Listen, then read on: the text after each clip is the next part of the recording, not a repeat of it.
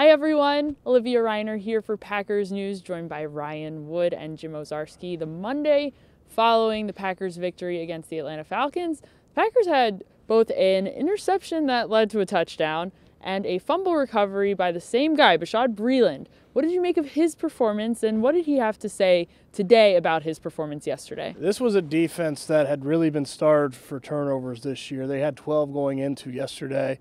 And it was very noticeable because defensively, one of the things that coordinator Mike Pettine instituted back in preseason was something that they call the turnover cage. So basically, if you saw Bashaud Breeland got his first Lambeau leap, made the play right behind us, he was not letting go of that football. He was very fond of that football, took it into the stands, he had it the whole time, but he can't keep the football. Today, during film session, he had to submit it, signed it, submitted it to what is called the turnover cage, and that's where in the defensive meeting room all the Packers' turnovers this season reside. So, Jaire Alexander's first career interception, it's in the turnover cage.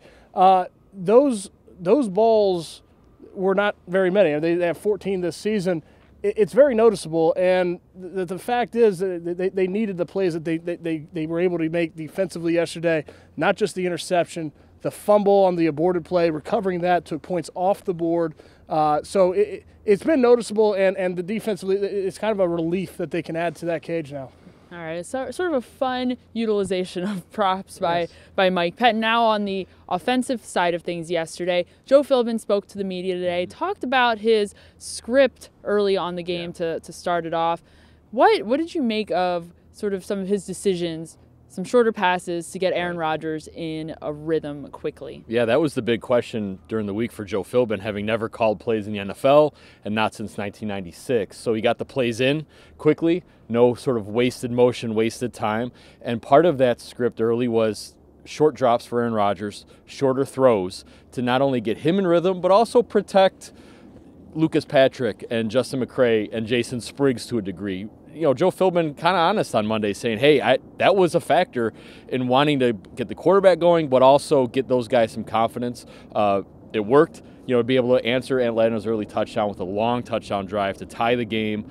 And then, off of that, Lane Taylor says today, told our Tom Silverstein that he feels he'll be good for Chicago. So we'll see how Joe Philbin either, marries what worked against Atlanta and that offensive line is maybe he gets some starters back later in the week. Yep, Chicago presents a new challenge, certainly for the offense. A very tricky defense that the Packers will have to face.